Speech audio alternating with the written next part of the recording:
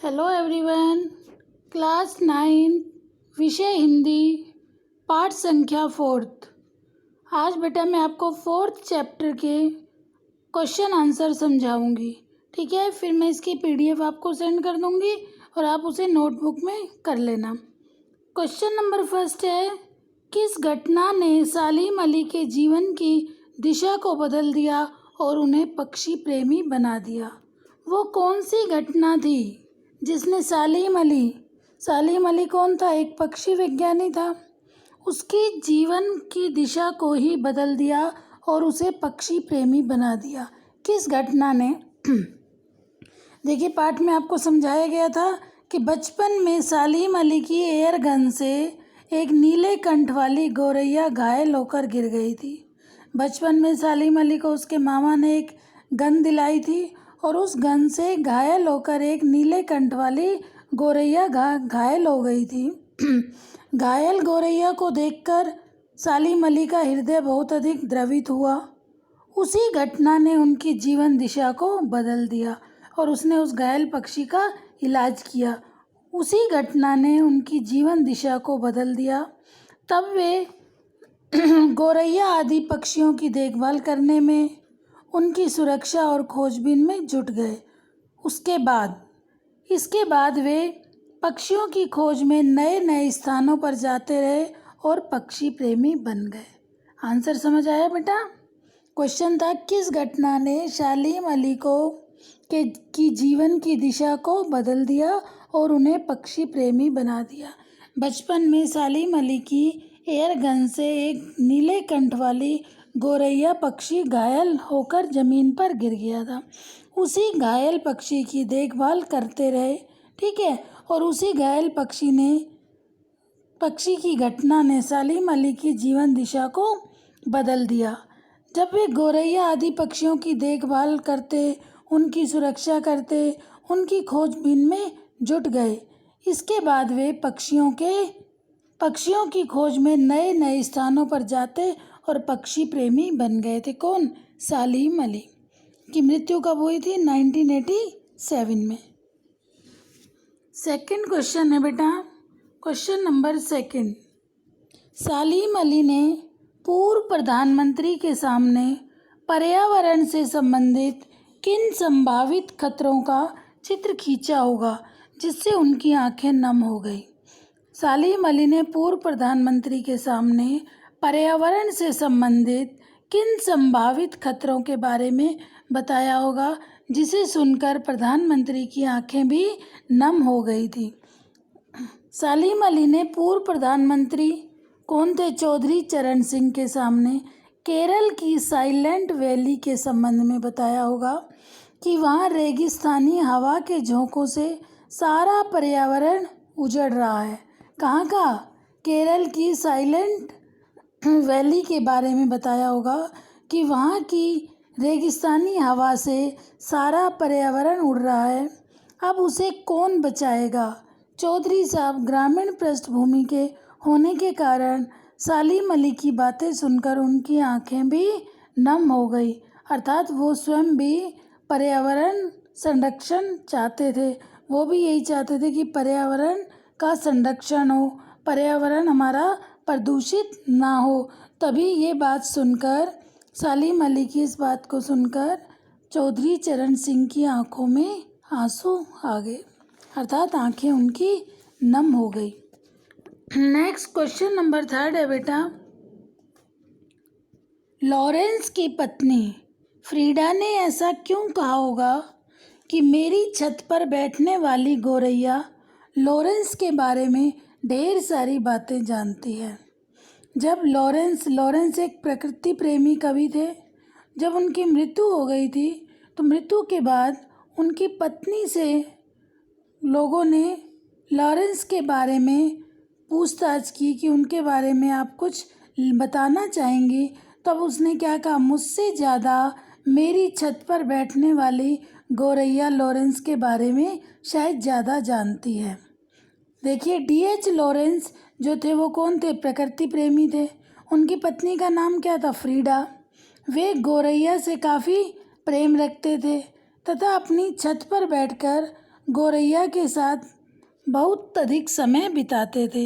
इसी कारण लॉरेंस की पत्नी फ्रीडा ने कहा होगा कि मेरी छत पर बैठने वाली गौरैया लॉरेंस के बारे में कुछ ज़्यादा जानती है।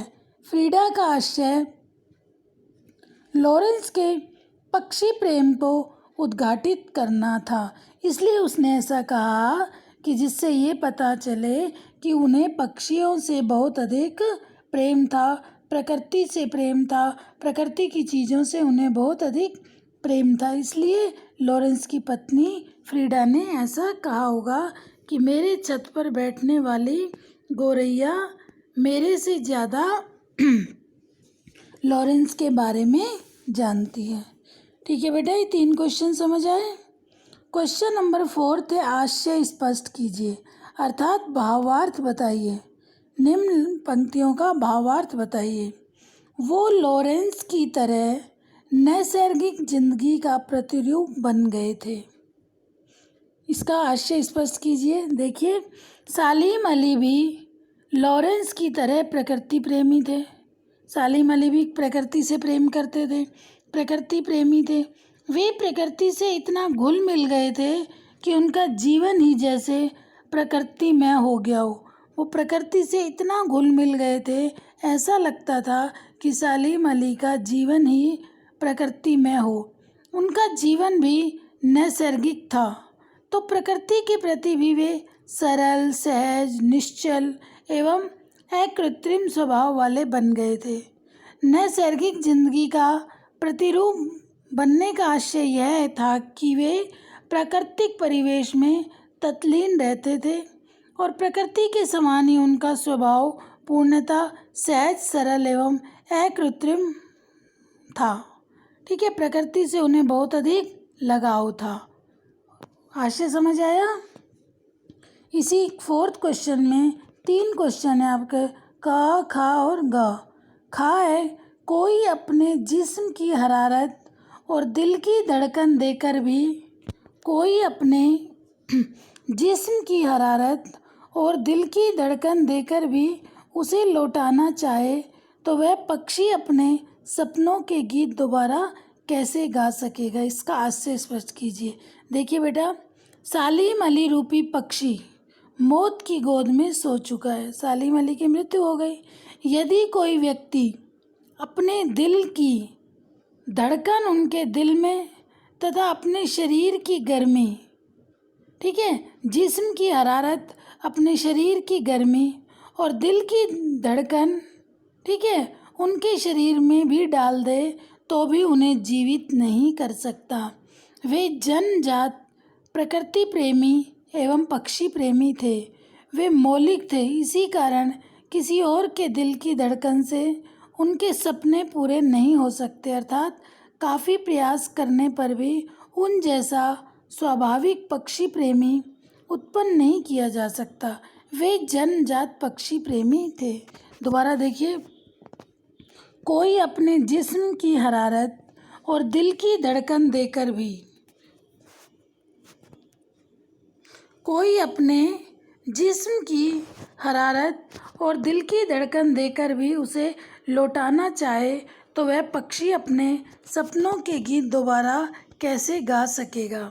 देखिए क्या बताया गया इसमें, सालिम अली रूपी पक्षी मौत की गोद में सो चुका था। यदि कोई व्यक्ति अगर चाहता भी कि अपने दिल की धड़कन और अपने जिस्म की गर्मी देकर भी अगर उसे जीवित कर सके तो वो उसे जीवित नहीं कर सकता था, क्योंकि जन्मजात प्रकृति प्रेमी एवं पक्षी प्रेमी वे मौलिक थे। इसी कारण किसी और के दिल की धड़कन से उनके सपने पूरे नहीं हो सकते थे, अर्थात काफ़ी प्रयास करने पर भी उन जैसा स्वाभाविक पक्षी प्रेमी उत्पन्न नहीं किया जा सकता। वे जन्मजात पक्षी प्रेमी थे। पक्षी प्रेमी और प्रकृति प्रेमी, प्रकृति से भी सालिम अली को बहुत अधिक प्रेम था और पक्षियों से भी उन्हें बहुत अधिक प्रेम था। किसे? सालिम अली को। नेक्स्ट है इसका गा। सालिम अली प्रकृति की दुनिया में एक टापू बनने के बजाय अथाह सागर बनकर उभरे थे। आज से स्पष्ट कीजिए, सालीम अली प्रकृति की दुनिया में एक टापू बनने के बजाय अथाह सागर बनकर उभरे थे। आश्चर्य है, देखिए बेटा, टापू का जो आकार होता है वो सीमित होता है। सालीम अली अपने कार्य क्षेत्र में टापू की तरह सीमित नहीं रहे थे। टापू का जो आकार होता है वो सीमित होता है, लेकिन सालीम अली जो थे उनका कार्य क्षेत्र सीमित नहीं था।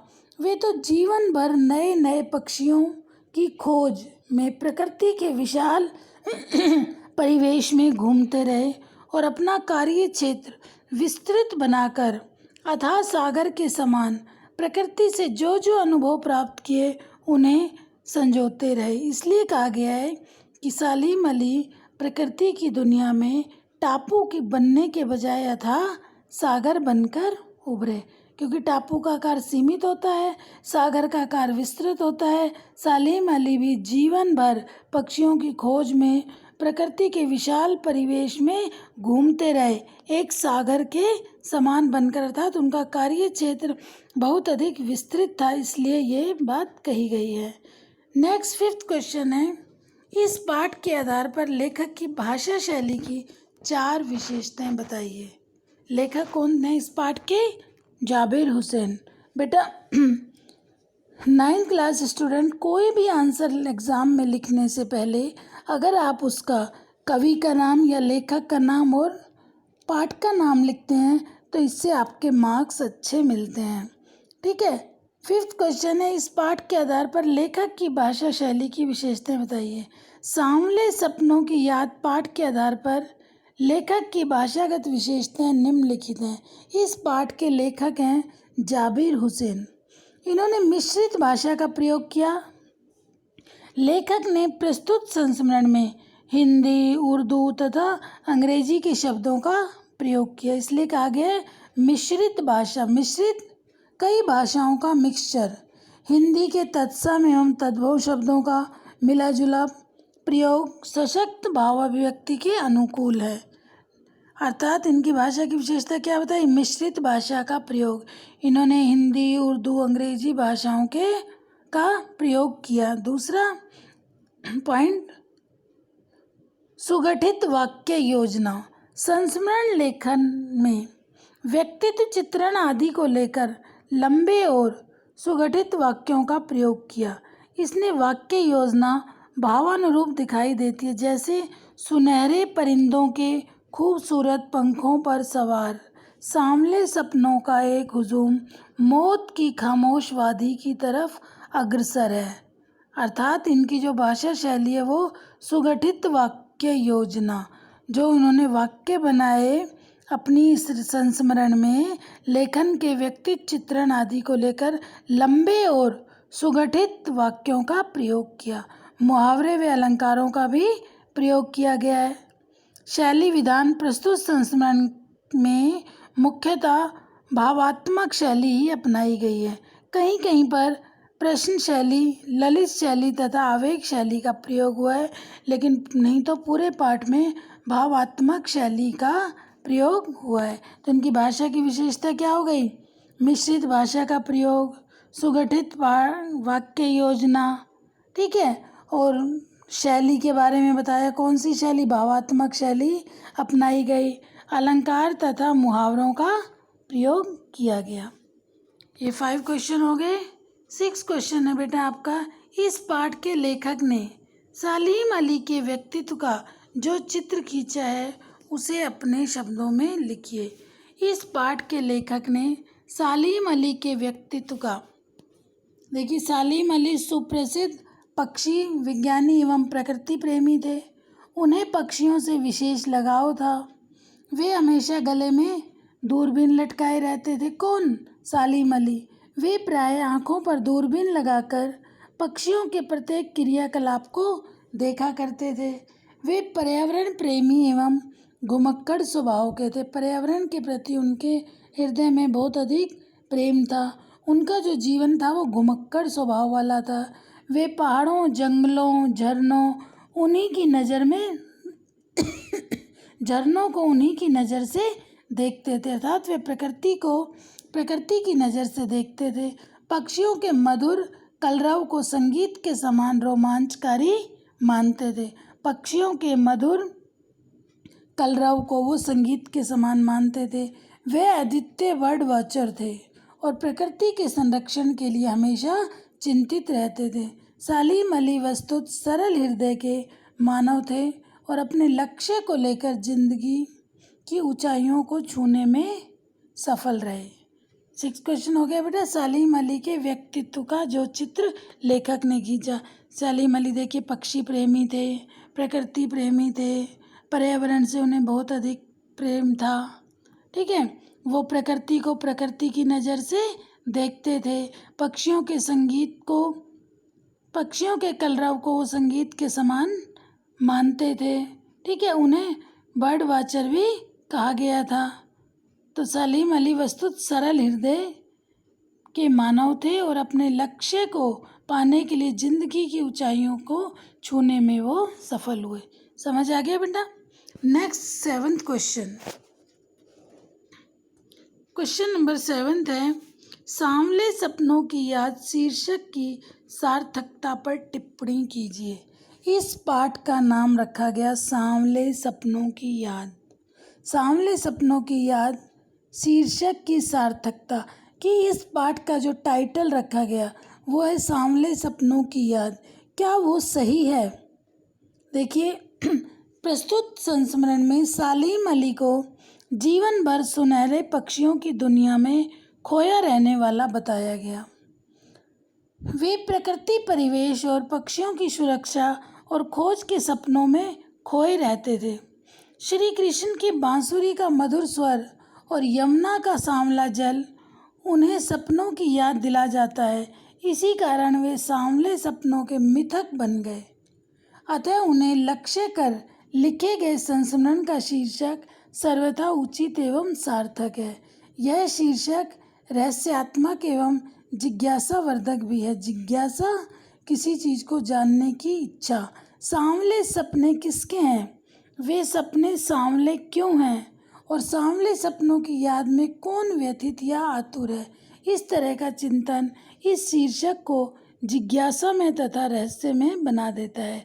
साथ ही साथ ये अति आकर्षक भी है। इसमें ये बताया गया है, समझ आया कि इस पाठ का शीर्षक सांवले सपनों की याद क्यों रखा गया? क्या ये शीर्षक उचित है या नहीं? ये 7 क्वेश्चन मैंने आपको समझा दिए हैं बेटा, और कल मैं आपको इसकी PDF भेज दूंगी। इन्हें अच्छे से सुन लेना। ठीक है, कुछ एक्स्ट्रा क्वेश्चंस मैं आपको बाद में कराऊंगी। इसमें एक क्वेश्चन आपको खुद करना है। क्वेश्चन देखिए, प्रस्तुत पाठ, ये क्वेश्चन आपको बेटा खुद करना है, हर स्टूडेंट को। प्रस्तुत पाठ सलीम अली की पर्यावरण के प्रति चिंता को भी व्यक्त करता है। पर्यावरण को बचाने के लिए आप कैसे योगदान दे सकते हैं? पर्यावरण बचाने या पर्यावरण संरक्षण के लिए क्या योगदान आप कर सकते हैं? क्या कर सकते हैं जिससे अपना पर्यावरण का संरक्षण हो, पर्यावरण सुरक्षित हो? उसके लिए क्या कर सकते हैं? ये आंसर आपको स्वयं लिखना है बेटा। सोच के लिखना कि हम हमारे पर्यावरण को संरक्षण के लिए हम क्या क्या कर सकते हैं। ठीक है, जिससे हम हमारे पर्यावरण का संरक्षण कर सके। ये क्वेश्चन आपको अपने व्यूज़ इसमें लिखने हैं। ये क्वेश्चन आप खुद करना। ठीक है बेटा, आज की क्लास में मैंने आपको ये सारे आंसर्स समझा दिए। कोई भी डाउट हो बेटा, कोई भी डाउट आप लोग अपने मन में मत रखा करो, अपने डाउट क्लियर करो। और जो भी वर्क आपको कराया जाता है सकारात्मक सोच के साथ पढ़ते जाओ। नोटबुक में जो करने के लिए वर्क दिया जाता है उसे नोटबुक में करते जाओ। ठीक है बेटा, ये नहीं कि बस टीचर ने वीडियो बना दी, कभी मन हुआ तो सुन ली, नहीं तो नहीं, ऐसा नहीं।